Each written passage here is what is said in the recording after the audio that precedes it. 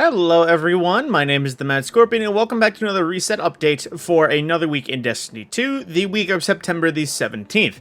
Now, getting on to it before I get into the main thing, there is no hotfix or patch, so there's no real bug updates to fix, and there is week 2 of the Crucible, which comes associated active Valor boosters. But getting into other than Destiny, I will be covering the recent Helldivers large patch, as that is the hot topic for Helldivers right now, and I will be doing a live stream later on that is me enjoying the new patch with some of my friends, since it's been a while since I've actually played Helldivers 2 on stream.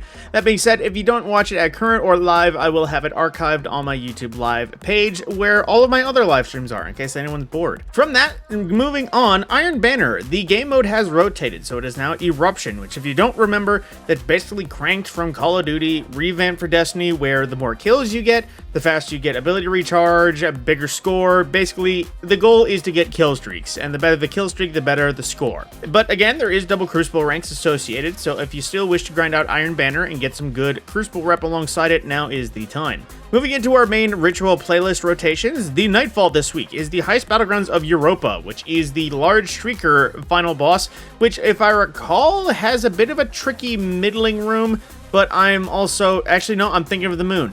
But regardless, there is some hit spots, but the final boss, you do have a bit of a room you can hide in, so otherwise, not that terrible of a GM. It's good with the team that knows Grandmasters, but if you're new to it, it will still be a bit of a struggle. The available weapon is the Slammer Sword, which is the stasis sword that comes in the full guillotine frame. If I recall, is one of the few swords that has access to Eager Edge outside of the 30th anniversary Halo swords. So if you wish to get a new version or a different role or even just a different element Eager Edge sword, I'd recommend going for this one now while you can. Into the Crucible, the variety of standard game modes. There is no Crucible Lab this week, however, 6v6 is Team Scorch for his rotator, and the 3v3 is Countdown, in addition to our usual Rumble playlists. But then, nothing new with Gambit per the usual, because nothing changes in Gambit aside from it being cringe. But into the main rotators, starting with the raid that actually fixed the daily challenges, Crota's End. I don't know why I just said Crota. Crota's End raid. The challenges have been broken the last few weeks, and because it is the featured raid, all challenges are manually active. So if you've been looking to do some Crota's End challenges, whether it be triumphs or just farming out the extra loot, now is the best time to do so, because as always, all challenges are active, and each encounter can be farmed infinite number of times for any encounter, including the ones on Master, in case you're hunting the Adept modes. And on top of that, the Master mode is actually intellect-focused armor, if you wish to delve into Crota this week. The farming dungeon is the Spire of the Watcher, which per the usual means its Master mode is once again available, and that all encounters can be farmed infinite number of times if you're hunting either the gear or the exotic bow. That being said, the Master mode available means that you can acquire the exotic bow catalyst, which is really needed to make sure that Hierarchy of Needs works to its max capacity, which is honestly very needed for builds. Aside from that, Spire of the Watcher, if you're hunting Artifice armor, I'd say wait until Grasp of Avarice comes back around if you want a really easy farm, as this is probably one of the more annoying ones unless you have an absolutely cracked team that can one-phase Perseus every time. That being said though, the exotic mission, the Vox Obscura for the Dead Messenger. I don't know why I said Deep Messenger. But yes, the tricolor grenade launcher that if you wish to get it for the Crucible is pretty much the only reason you would get. Otherwise, the rotating elements and just general stab buffs, I would say, are not enough worth getting this or spending some massive time into it. I desperately think it needs more. Otherwise, it will remain a Crucible cheeser until the end of time. And associated with the Vox Obscura, it does come with Season of the Risen gear, so if there is a reason to go after it, I'd say it's probably that's a better one. Whether or not you're looking for a better role or just red borders, either way, I'd say that is what you need to get out of the exotic mission. Now, moving into our raids as a whole, the Salvation's Edge currently is Balanced Diet, which again, I don't know what these challenges are, just keep in mind. I will find out eventually whenever I actually get into Salvation's Edge, but my teams have not exactly been inviting me for them. So, moving on though, the Salvation's Edge Master mode is recovery-focused armor in case you wanted to farm out Master mode for the armor. Getting into the broad challenges though, once again, Crota's End is featured, so all challenges are active, but maybe it won't be active at all next week. Root of Nightmares is Illuminated Torment, which is first encounter challenge. King's Fall is Hands Off, which I forget which one that is. Vowed Disciple is Defenses Down, which is the second encounter challenge. Vaulted Glass, or no, that's in third encounter. Is it? Actually, no, yep, I'm checking my brain. It is third encounter. Vaulted Glass is the Wait For It, which is Templar Challenge. The Deepstone Crypt is Red Rover, which is first encounter challenge. And the Garden of Salvation is To The Top, which is the... No, that's 0 to 100. To The Top, I believe, is a second encounter challenge, maybe. And Last Wish is the Strength of Memory challenge, in case anyone cares.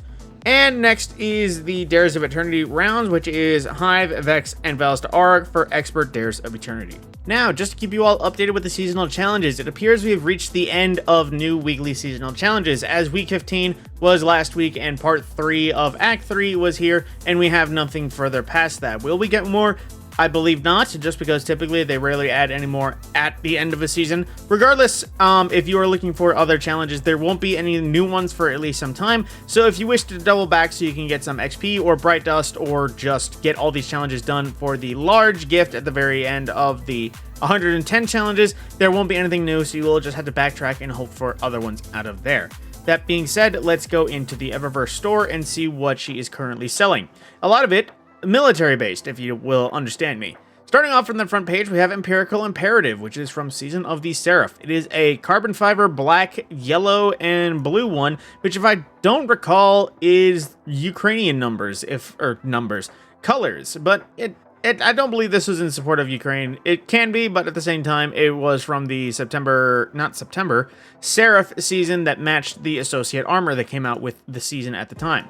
Next is the Heat Shielded from Season of the Arisen, which it doesn't exactly show in the classic concept Titan armor, but it is a white and orange / gold look that has a nice little insulated astrotech. I don't know if there's a good word, but it looks very much like what astronauts would wear to absorb heat in massive quantities while aboard space stations. Regardless, next is the Daito Projection, which is a simple ghost projection representing the Daito Foundry. And next is the plates, or the chest plates, or the robes, vest, whatever it will be for the various characters. If you wish to get the Curse of Osiris Eververse armor for the chest plate, get it free for Bright Dust. Currently, that is available for all 3 classes. So if you wish to gather it up or get some classic loot for free without Bright Dust and not paying silver, take advantage of it now and get it while you can. The next is the Buzz Off emote, which, as you can imagine, it's you swatting away what looks to be SIVA particles now that I actually look at it more in depth, but they just won't leave you alone. But like usual with a lot of these emotes, this one actually does have an end. Most of them just kind of stop suddenly. So it's surprising to see that. Moving into our main ticket stuff, the shaders and flare. Melchizedek Bramble, which I still don't know if I'm saying that right, but at the same time, it is a solid enough darker purple and just violet tones. I don't know if that's an official word, but, you know, it doesn't look half bad on the Destiny Classic armor. Next is Atmospheric Glow, which doesn't glow at all, if I recall. It just had some subtly glowy bits of shaders. And, of course, mid-recording, it's going to decide to not show anything. Great on you, Bungie. I'll circle back to this one. Next will be the Spark of Joy, which I can recall being very appropriate to its shader logo. Very much white and pink. If you wanted to make a feminine look or just have a ladies set of armor, I definitely recommend this for you. But, you know, anyone can rep it any way they want. Next is the Royal Protector, which is something actually new. It doesn't look like it has any basis. It looks semi-chrome. It does have a nice color combination of silver, gold, and purple, which is pretty much another Callus style. So I don't know if this is a Callus guard intended or otherwise just a regal knight-based look, but definitely one that is worth picking up, I'd say, especially for some of your weapons. Next into our transmats, we have the Cabal Shield Breaker, which I recall calling this not at all a Cabal Shield. It's just Cabal Energy, misnamed and mislabeled. Next is the Catch Flight entrance, which is one of those weird ones from Season of the Plunder, or actually Season of the Hunt, where it's just the catch being there, spawning out of warp, and then just disappearing as you appear. And next is the Lattice entrance, which I can very much recall a Vex color entrance. They just recolored and retooled and renamed. But then moving into our big ticket items, the first, nothing to see here, an emo, which I'm assuming is I'm not sure if it's a reference of some sort, but it's self-explanatory. There's lots of chaos, and you are just trying to wave people along. They have nothing to see there. Next is the Pocket Sand emote, which, if you get that reference, you are older than you look. But aside from that, Pocket Sand is something that I definitely end up saying every time I do a blinding effect on random things. Next is a ghost shell from the military aviation or the helicopter set that came out with Act 3, if I recall, which is the ghost shell for it, where your little ghost shell has helicopter rotors whirring on its head and it has a little tail fin. It looks very chopper-like, although it does look a little bit derpy considering how much is on its head and nothing else, but you know, it's that. Next is the Eclipse Hunter from this season, which I recall is part of the Black Armor Reforged set that came out at the very first act of the season, which has a very clean look and almost looks like an F-22, F-14 combination, referencing real military vehicles, of course, but it's a very sleek Destiny look. It still looks Black Armory and still looks quite mean, as usual Black Armory cosmetics do. Next is Sierra Whiskey, which is the Sparrow for the Associate military vehicle jump set that goes with the Ghost Shell we just looked at. And I was just observing this earlier, like 10-15 minutes ago. How is the model not loading? I will circle back around to that just in case. Next is the Drang ornament from Season of the Opulent. I don't know if it's officially that called, but Penumbra otherwise. It is the ornament that is a classic Destiny 1 retro look for the Drang pistol, which of course was revamped a little bit when it originally came to the Menagerie. First reworked. Of course, it's deciding to take a while. Oh, it just showed. Let me see if that'll be quick loading again. Well, crap. Well, you saw it for half a second. I'm just gonna give it 1, 2, 3, 4, 5. All right. Well, unfortunately, I won't go back to that. I'll show a screenshot of that if I can. Next is the Tetrahedron projection, which, as always with ghost projections, it is last and least in the list because it is just a ghost projection. I don't think anyone actually cares about them. But rounding back out just to see if it'll work, atmospheric glow from Season of Opulence as well.